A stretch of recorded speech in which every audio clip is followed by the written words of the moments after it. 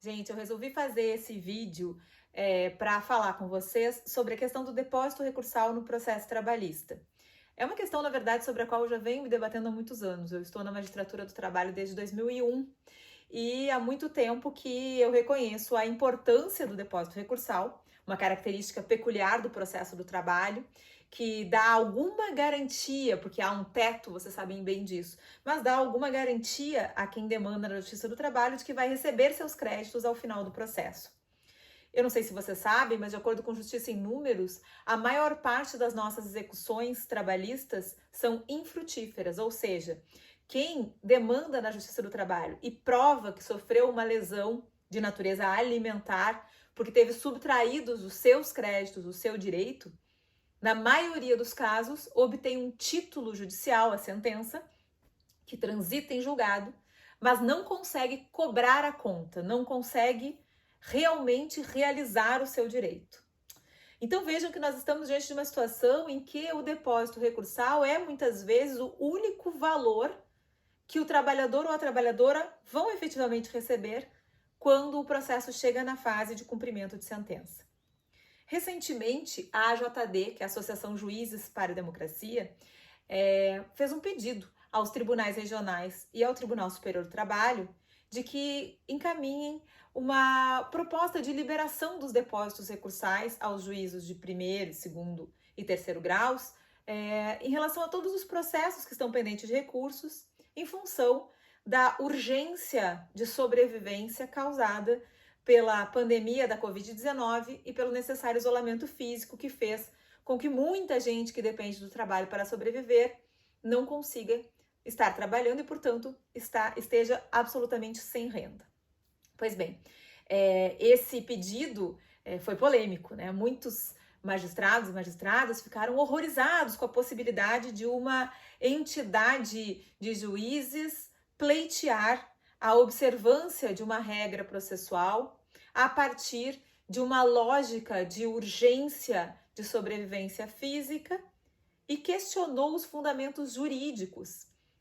desse pedido. E é por isso que eu quero conversar com vocês nesse vídeo sobre isso mesmo, os fundamentos jurídicos para a liberação do depósito recursal, mesmo antes do trânsito em julgado. Eu sei, vocês também sabem muito bem, que a regra geral da CLT é de que tão logo transite em julgado a decisão judicial, haja liberação do depósito recursal. Vejam, uma regra que na maioria das vezes não é observada, porque quando o processo transita em julgado, como regra ainda não existe a conta do quanto o credor tem para receber. E em razão de não haver a conta, a praxe, o que acontece com mais frequência na Justiça do Trabalho, é que esse dinheiro não seja liberado até que haja a homologação do cálculo.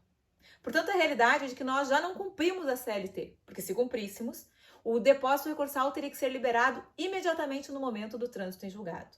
E isso não causa nenhum espanto, essa é a questão. O fato de que esse dinheiro permanece em conta judicial e, portanto, não está nem à disposição do empregador e nem do empregado, mesmo após o trânsito em julgado, enquanto a conta é feita, impugnada,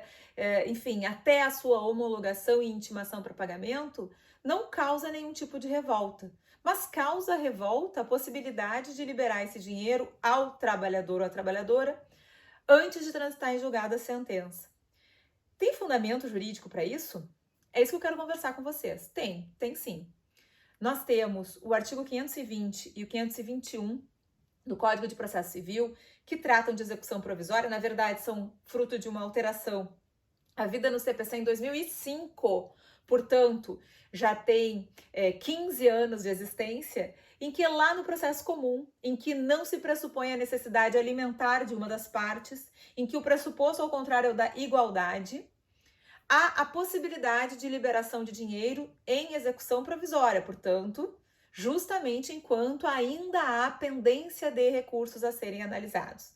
E quais são as hipóteses desses dispositivos? Vejam só: crédito de natureza alimentar ou comprovado estado de necessidade da parte autora. São exatamente hipóteses absolutamente presentes no cotidiano das relações de trabalho e das ações trabalhistas. O que nós pedimos como associação e o que eu venho aqui discutir com vocês como uma possibilidade jurídica é justamente que, em razão da pandemia da Covid-19, os processos pendentes de recurso fossem analisados para se verificar a viabilidade da liberação imediata com fundamento nesses dispositivos legais. Eu sei, vocês sabem também,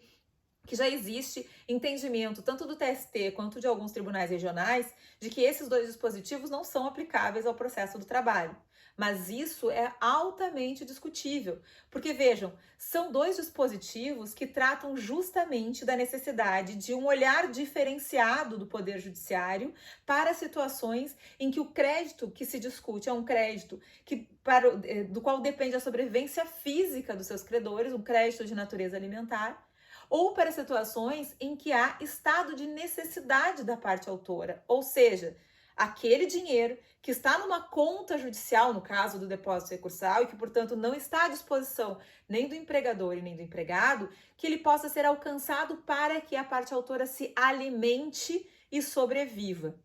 Na verdade, esses dispositivos vêm na mesma linha da introdução que nós tivemos na década de 90 no CPC, do Instituto da Tutela Antecipada. Hoje nós já evoluímos no âmbito do direito processual comum para as tutelas de urgência e tutelas de evidência. Quando esse dispositivo, lá do 273, surgiu no CPC na década de 90, houve grande discussão sobre a possibilidade de um juiz antecipar a tutela, seja na fase cognitiva, seja na fase de cumprimento de sentença,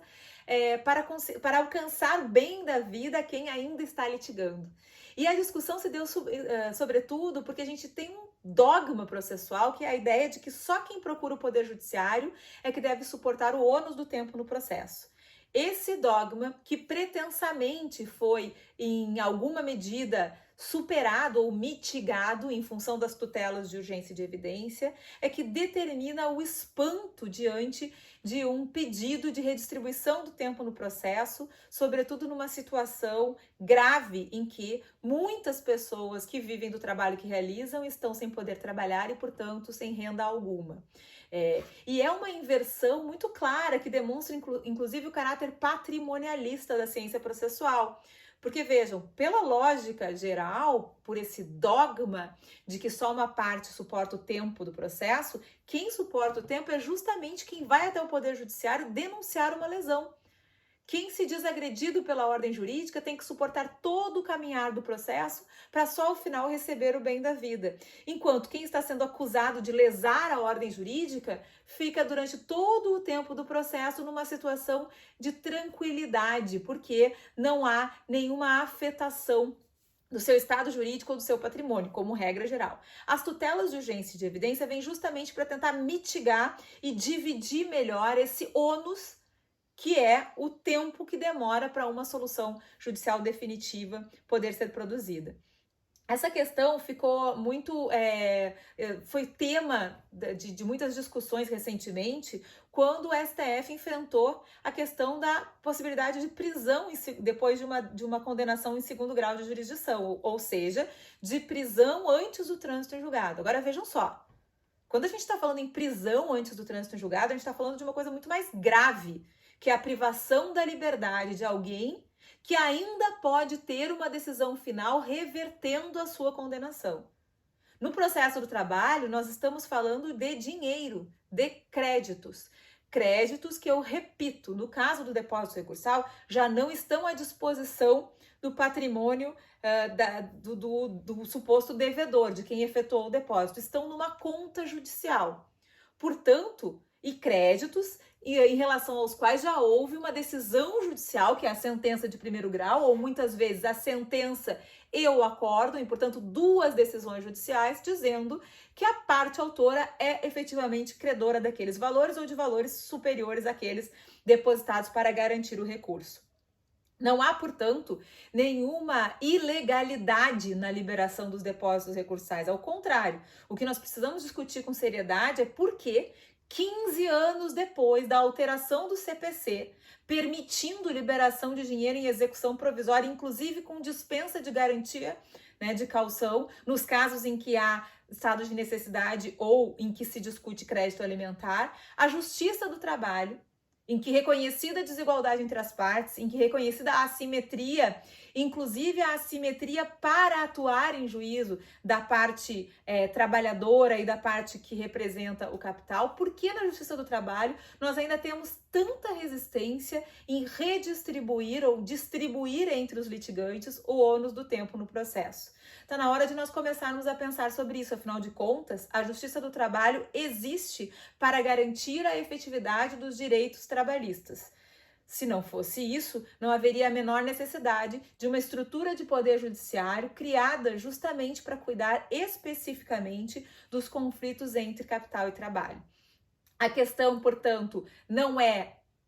ideológica, no sentido de simplesmente ideológica, todas as questões são, mas aqui não se trata de discutir ideologia, trata-se de discutir ciência jurídica, trata-se de discutir ciência processual. E as regras processuais vigentes permitem que as juízas e juízes tenham uma visão do processo muito mais conectada à sua efetividade prática e às possibilidades de interferência na realidade material que o processo tem, do que simplesmente como uma ciência que pode fazer com que a forma